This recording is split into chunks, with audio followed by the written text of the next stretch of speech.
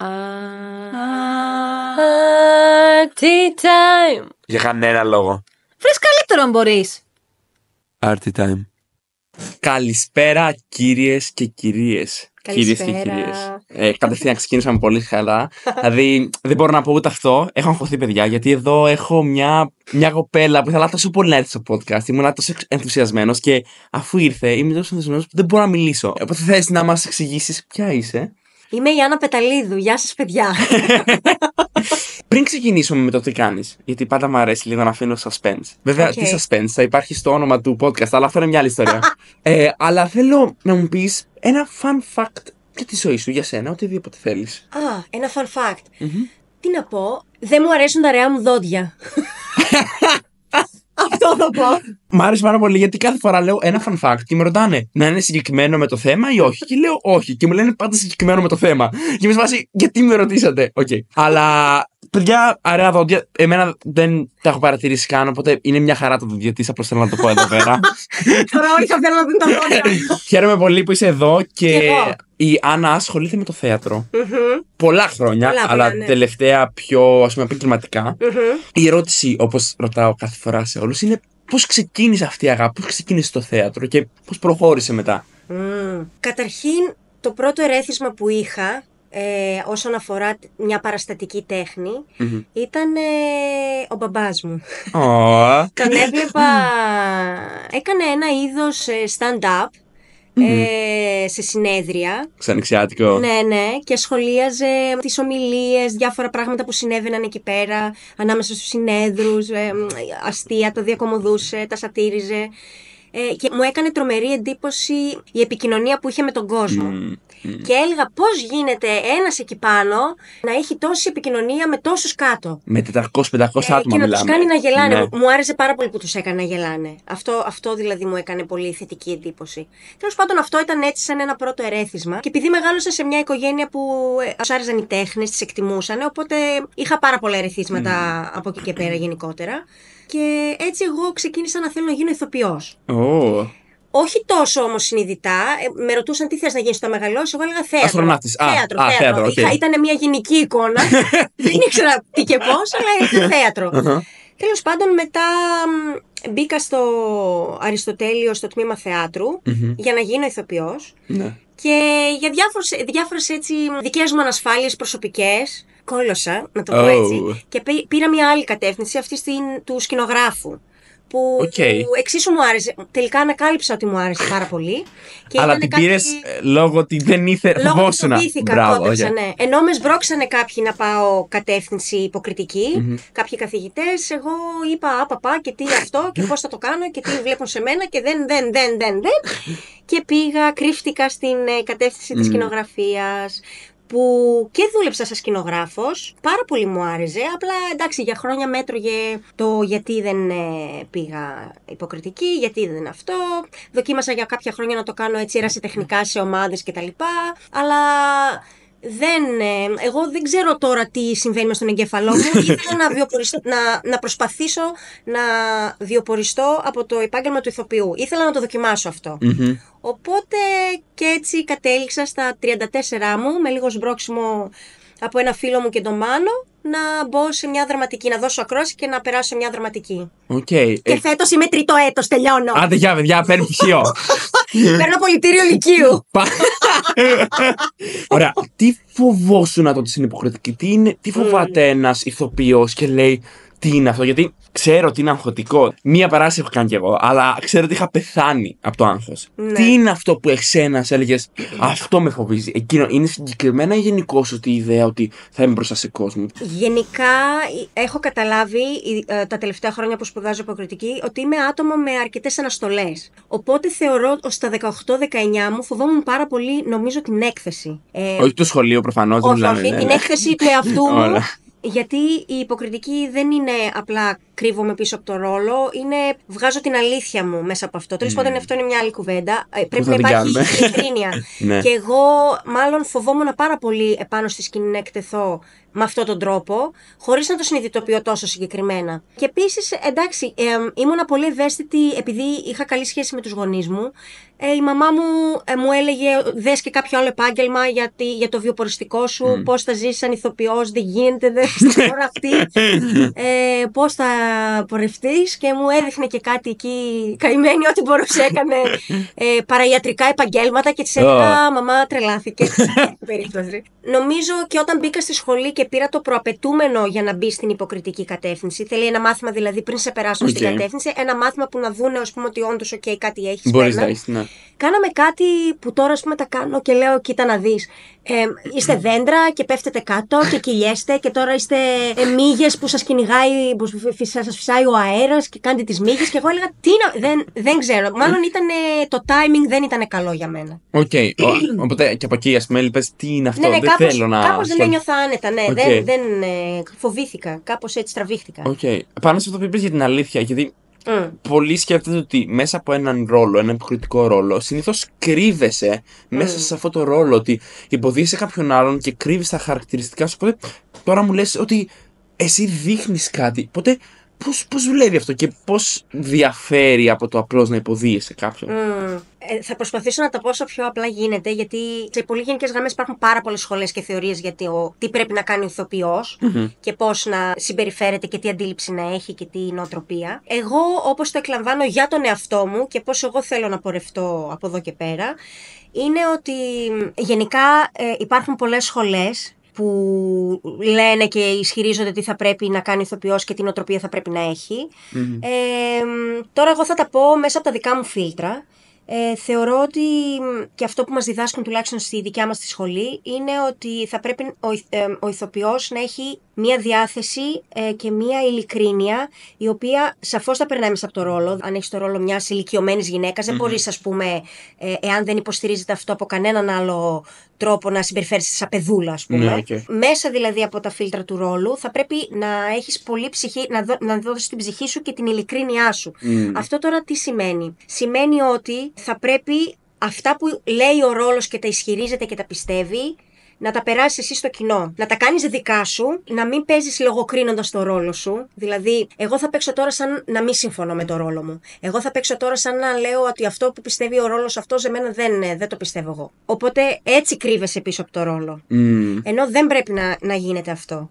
Προσπαθώ να το πω έτσι με πολύ απλά λόγια. Όχι, νομίζω το εξήγησες πάρα πολύ καλά. Ότι στην υποκριτική πρέπει να ζεις το ρόλο, οτιδήποτε και να είναι αυτό. Περνάει, νομίζω. Όχι ακραία. Δηλαδή, αυτό που βλέπουμε, ας πούμε, μερικούς στο Hollywood, ας πούμε, που μπαίνουν σε μια... Το method acting. Ναι, μπράβο. Αυτό είναι μια νοοτροπία, είναι μια σχολή, αλλά εντάξει, εγώ θεωρώ ότι είναι το ένα άκρο που δεν θα πήγαινε εγώ τόσο πολύ ποτέ.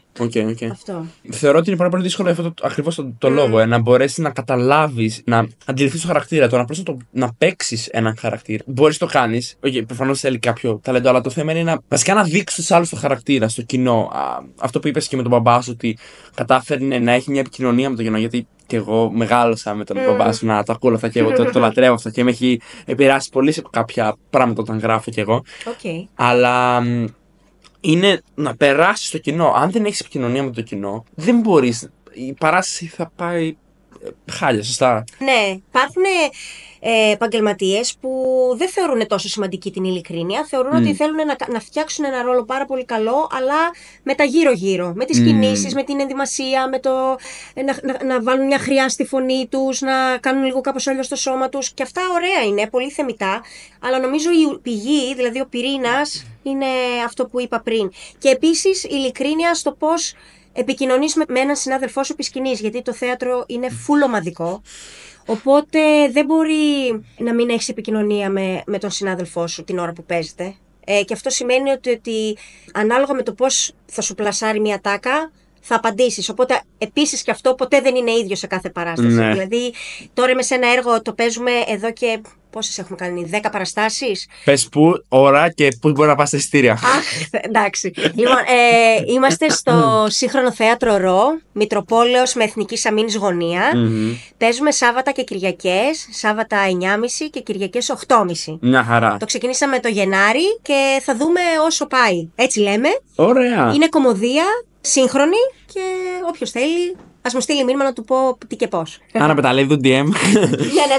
Ναι. Οκ, επειδή μιλάμε και για τους ρόλους και τις παραστάσεις, ποιοι είναι οι αγαπημένοι σου ρόλοι που θες να παίξεις, δηλαδή εκτός από το είδος, αλλά ποιοι είναι αυτοί που λες αυτό είναι. Προφανώς υπάρχουν κάποια αγαπημένοι, σωστά. Ναι, ωραία, θα σου απαντήσω. Δεν έχω συγκεκριμένα, δηλαδή θέλω να παίξω, ας πούμε, κάποτε μία, ξέρω εγώ, βασίλισσα, ή μία μάγισσα. Δεν έχω τόσο συγκεκριμένα. Μπορώ να σου πω που βλέπω ότι περνάω εγώ πάρα πολύ καλά την ώρα που το κάνω και που λέω, που ζορίζομαι. Περνάω πάρα πολύ καλά σε κωμικούς χαρακτήρες, αλλά και σε χαρακτήρες που έχουν μία έτσι υπερένταση και μία νευρικότητα. Και δυσκολεύομαι πάρα πολύ όταν ο ρόλος είναι αργός και μελαγχολικός και πρέπει να γίνονται παύσεις και να γίνονται όλα αργά. Αυτό. Το θες όλα μπαου.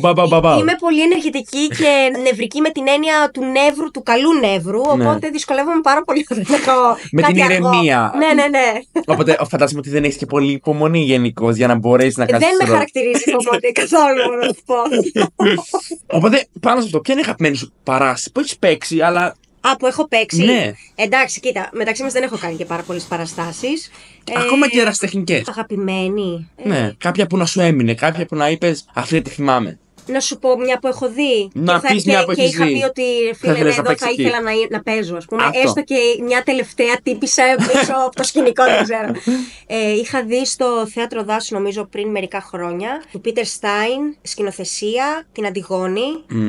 Δεν θυμάμαι ποιοι παίζανε, αλλά θυμάμαι πάρα πολύ. Είχε φτιάξει μια απίστευτη ατμόσφαιρα και είχε μεταδώσει το κείμενο με τέτοιο τρόπο που περνούσε κάτω λες και διάβαζες λογοτεχνικό κείμενο του Ιούλιου Βέρν. Τόσο ευχάριστα δηλαδή. Δεν μπορώ να το πω διαφορετικά, μου είχε κάνει πάρα πολύ εντύπωση. Είχα πει εκείνη τη μέρα, λέω, ήθελα να ήμουν σε αυτό το σύνολο τέλος πάντων. Έχει πολλά χρόνια βέβαια αυτή η παράσταση. Αλλά μου έχει μείνει πολύ. Πολύ σημαντικό αυτό με την ατμόσφαιρα. Πώς κάνεις αυτή την ατμόσφαιρα, γιατί είπες ότι είχαν συνδέξει με τη σκηνοθεσία, με το.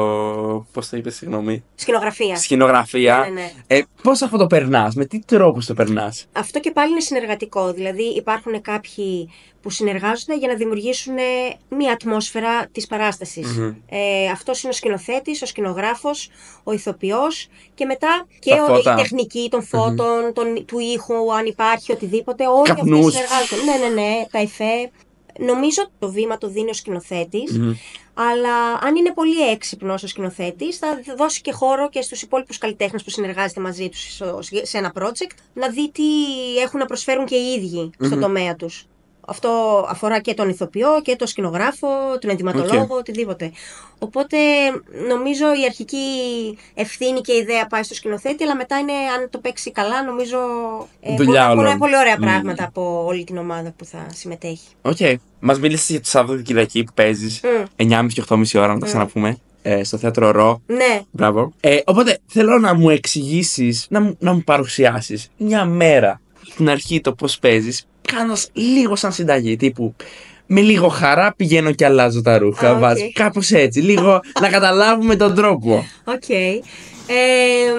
Καταρχήν να βάλω τη συνθήκη ότι είμαι μια κοπέλα που ξεκινάει την υποκριτική να δουλεύει σαν ηθοποιός από πέρσι, οπότε δεν έχω χρόνια στην πλάτη μου να έχω φάει στη μάπα χαζές παραγωγές, παλαβούς σκηνοθέτες, οπότε πάω γενικά, έχω έναν πολύ μεγάλο ενθουσιασμό. Με ενθουσιασμό, ωραία.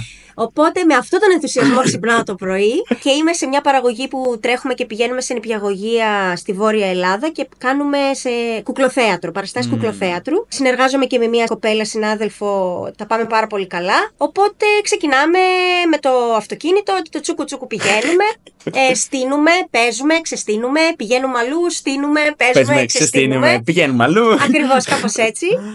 Και μετά τελειώνουμε κάπου το μεσημέρι και βάζοντας έτσι λίγο κούραση. Πηγαίνω στην δραματική που τελειώνω φέτος, είναι η τελευταία μου χρονιά. Ναι, είναι 3 χρόνια. Έχοντας πιει ήδη 2 καφέδες, Οκ. Και μια μπύρα, όχι. Όχι. Αλκοόλ δεν βοηθάει. Ναι, έχοντας πιει ήδη 2 καφέδες, ξεκινάμε τα μαθήματα, τα οποία κρατάνε, ας πούμε, από τις 3-4 το μεσημέρι μέχρι τις 10 το βράδυ.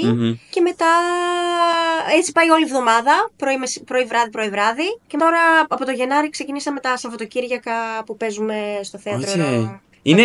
Είναι δύσκολο το να πρέπει να κάνεις και αυτό και τη σχολή και τα υπόλοιπα καθημερινά, το σπίτι, οι δουλειές. Πόσο εύκολο είναι, πόσο δύσκολο είναι. Θα σου πω, ανά τα χρόνια είπα μερικές φορές στη ζωή μου ότι από θέμα κούραση έχω φτάσει στα ωριά μου. Φέτος είναι μια χρονιά που το ξαναείπα μετά από πολλά χρόνια. Είναι επειδή έχει να κάνει και με πνευματικές διεργασίες, δηλαδή να δουλεύει το μυαλό σου, και με σωματικές, δηλαδή όταν πας στη δραματική, ας πούμε. Πηδάς, τρέχεις. Ναι, δεν κάθεσαι σε ένα γραφείο και κρατάς σημειώσεις και σου μιλάει ένας και σου λέει τα δικά του. Και εσύ μπορεί και να αφαιρεθείς, μπορεί και να σκόσεις το τηλέφωνο, ξέρω εγώ. Πρέπει να είσαι παρόν και σωματικά και φυσικά. Ναι, 7-8 ώρες είσαι στην τσίτα. Και μάλιστα εκτίθεσαι κιόλας. Σου λένε ότι αυτό που κάνεις τώρα δεν μας κάνει. Κάνε, δοκίμασε κάτι άλλο. Και λες, ρε φίλε μου, από τις 6 ώρα πια τελείω. Δηλαδή τελείωνε, οκ. Εντάξει, ναι, απλά υπάρχουν και στιγμές που κατακτάς κάποια πράγματα, οπότε νομίζω έτσι λίγο κάπως σου έρχεται. Κάπως ισοφαρίζει τη φάση. Ειδικά όταν αρχίσεις να δουλεύεις σαν ηθοποιός, νομίζω παίρνεις ένα μεγάλο boost. Εκεί στην παράσταση. Πέρσι δηλαδή που ξεκίνησα, πρώτη μου δουλειά ήταν σε ένα χριστουγεννιάτικο, τον Scrooge, που ήταν περιοδεύον και κάναμε και κάποιες παραστάσεις στη Θεσσαλονίκη. Ένιωθα ότι και καλά έπαιζα και εγώ δεν ξέρω πού. Παιδιά, τώρα τέλος, έχω φύγει. Εθνική λυρική σκηνή και εδώ είμαστε. Είχα πορωθεί πάρα πολύ. Και εντάξει, εκεί χώθηκα με τα μπούνια, ας πούμε. Έπαιζα πολλούς ρόλους σε αυτό το έργο και είχα πάρα πολλές γρήγορες αλλαγές, δηλαδή τα είχα δει όλα. Πρώτη δουλειά, λέω, Χριστέ μου τι μεγάλη. Προσγειώθηκα απότομα, ναι. Πάνω σε αυτό που είπες ότι εκτίθεσαι, σου λένε κάνε αυτό, κάνε το άλλο.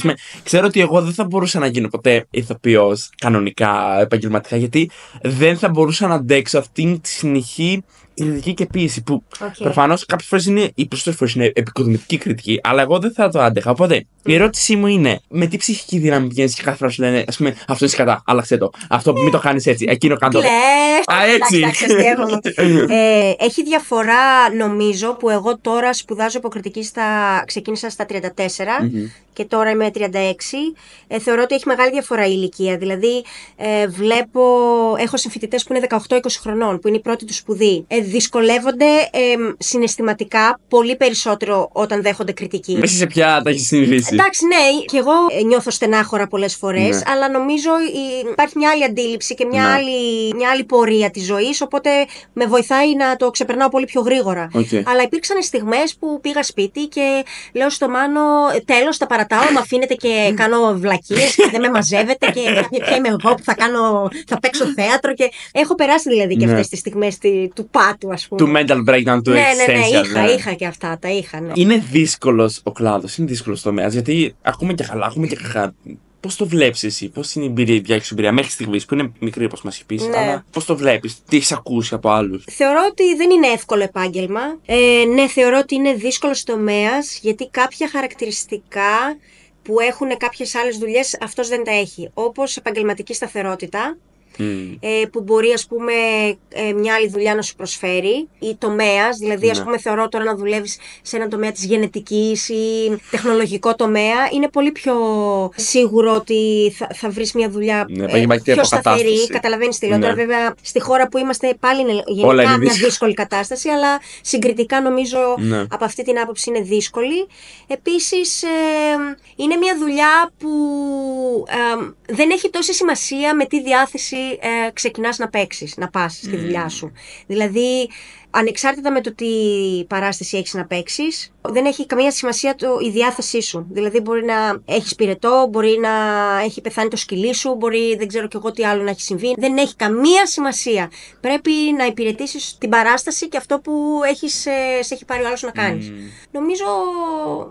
Με την έκθεση πλέον νομίζω έχω αρχίσει να το συνηθίζω, γιατί είμαι τα τελευταία 3 χρόνια σε μια μόνιμη τέτοια κατάσταση, οπότε θεωρώ ότι έχω πάθει μια έτσι λίγο ανοσία.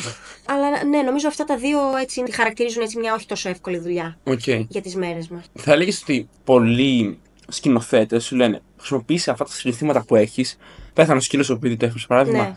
Χρησιμοποίησε το μέσα στο ρόλο. Αυτό ισχύει, αυτό δεν ισχύει, αυτό είναι καλό, αυτό είναι κακό. Είναι απλώς το λένε για να νιώθεις καλύτερα. Ποιο είναι το vibe? Καλή ερώτηση. Κοίτα, αυτό που με ρωτάς είναι στα πλαίσια που σου έλεγα και πριν ότι υπάρχουν διάφορες σχολές υποκριτικής. Όσοι ασχολούνται λίγο με το θέατρο θα ξέρουν την μέθοδο του Στανισλάβσκι, ο οποίος ήταν ο πρώτος και σκηνοθέτης και θεωρητικός που άρχισε να μιλάει για την τέχνη του ηθοποιού και να κάνει συγκεκριμένα κάποια πράγματα.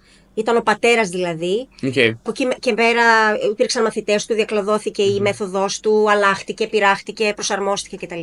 Αυτό που με ρωτάς είναι μέσα στα πλαίσια μιας σχολής πλέον ή τεχνικής που μπορεί να χρησιμοποιήσει ένας ηθοποιός για να προσεγγίσει ένα ρόλο ή να την επιβάλλει ένας σκηνοθέτης. Να πει εμείς τώρα εδώ έτσι θα δουλέψουμε. Δεν θεωρώ ότι είναι κακό ή καλό. Okay.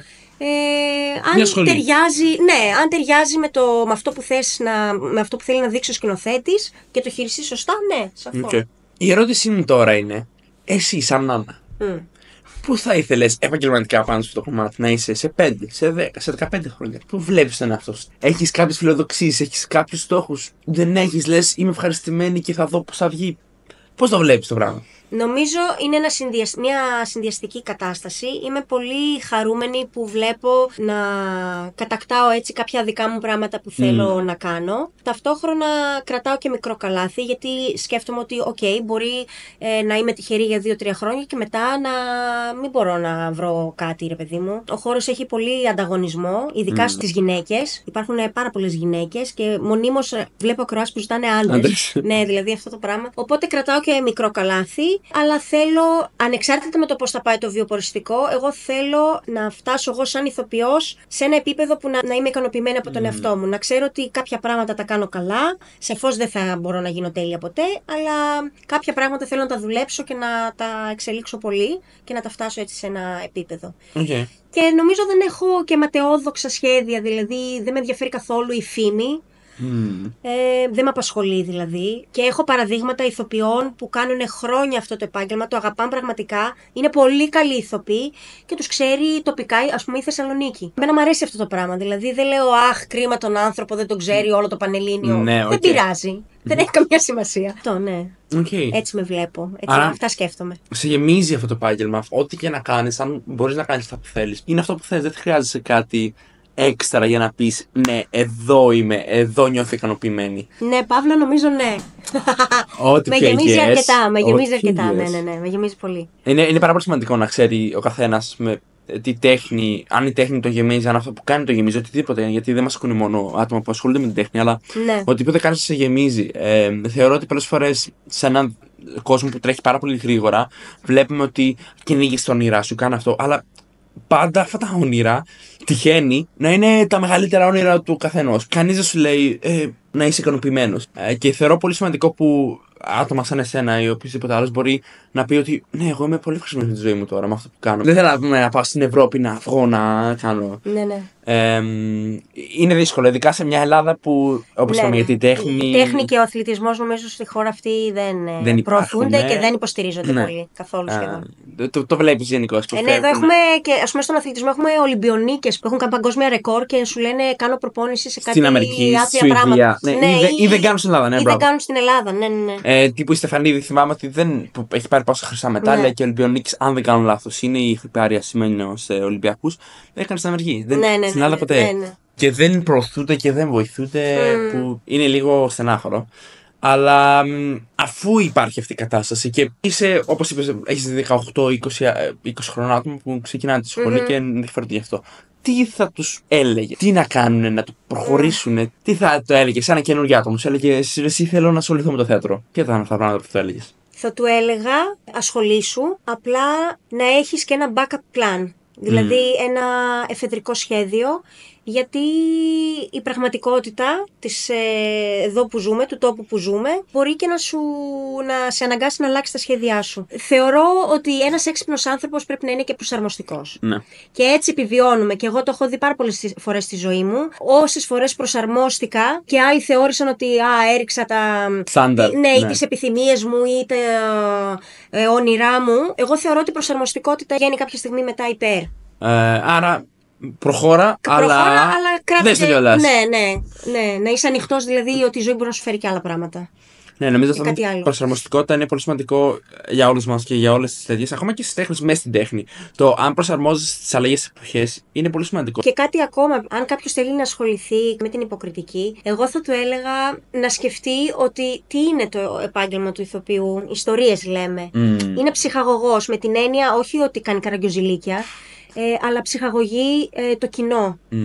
Λέμε ιστορίες. Και μέσα από τις ιστορίες επηρεάζουμε κόσμο, τον κάνουμε να σκεφτεί, να μην σκεφτεί, να αντιδράσει, να μην αντιδράσει, οτιδήποτε. Βάλτα όλα στη σιγαριά. Δηλαδή δεν είναι ότι, ας πούμε, στα μάτια μου εμένα φαντάζει πολύ πιο σοβαρό και σημαντικό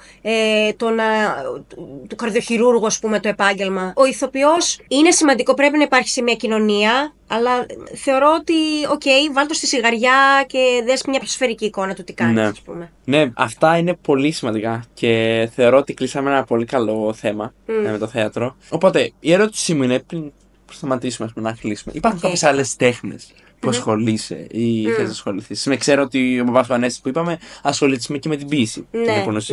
Υπάρχει κάτι άλλο εσύ που κάνεις έτσι με αυτό? Εγώ με την ποίηση όχι ούτε καν. Μπαμπά, sorry. Αν είσαι να ακούς, αγαπάμε, αλλά ναι. Ασχολούμαι με τη φωτογραφία. Το μεταπτυχιακό μου είναι πάνω στη φωτογραφία. Σκηνογραφία, όπως είπαμε. Η σκηνογραφία περιλαμβάνει πολλές τέχνες, δηλαδή και σκίτσο και ζωγραφική και κατασκευή μακέτας. Οπότε λίγο πολύ έτσι και όταν έχω χρόνο ασχολούμαι με το σχέδιο ή με την ζωγραφική. Ας πούμε το σκηνικό και πώς θα είναι πάνω το κτίριο, ή αυτό είναι κάτι διαφορετικό? Αυτό είναι κάτι διαφορετικό. Δηλαδή δεν θα κάτσω να σχεδιάσω μια σκηνή ενός θεάτρου έτσι από μόνη μου, αλλά θα κάτσω να κάνω σκίτσο ενός κουστούμιου π.χ. που μπορεί να μου έρθει διαβάζοντας ένα θεατρικό, ξέρω εγώ. Εντάξει, τώρα μέσα στη δραματική έχουμε και τραγούδι. Για musical, ας πούμε. Εντάξει, είναι λίγο διαφορετικό το musical. Πρέπει να εξασκήσεις πολύ κάποιες άλλες ικανότητές σου, όπως χορό. Και ανάσες. Ναι. Ανάσες έχει και υποκριτική. Απλά στην υποκριτική δεν δίνεται τόση βάση στο χορό. Ναι. Οπότε ναι. Λίγο πολύ με αυτές τις. Κάτι λίγα, ας πούμε. Αυτό εδώ, εκεί, πέρα. Χάρηκα πάρα πολύ. Ελπίζω να το απολαύσανε όλοι. Βασικά το απολαύσατε, δεν θα το ρωτήσω. Ξέρω ότι σας άρεσε πάρα πολύ αυτό το podcast. Πεινάνα είχαμε, προφανώς σας άρεσε. Χάρηκα πολύ που ήσουν εδώ και μας μίλησες γι' αυτό. Ελπίζω να πάνε καλά οι παραστάσεις, παιδιά, να κλείσετε εισιτήρια. Γιατί δεν ξέρετε πότε θα τελειώσει και έχω ακούσει πολύ καλά λόγια. Και εγώ θα πάω, να ξέρετε. Το λέω τώρα. Βεβαίως, περιμένω. Τέλεια. Χάρηκα πάρα πολύ και. Παιδιά, τα λέμε στο επόμενο επεισόδιο. Γεια σας, παιδιά. Γεια σου, Παύλο.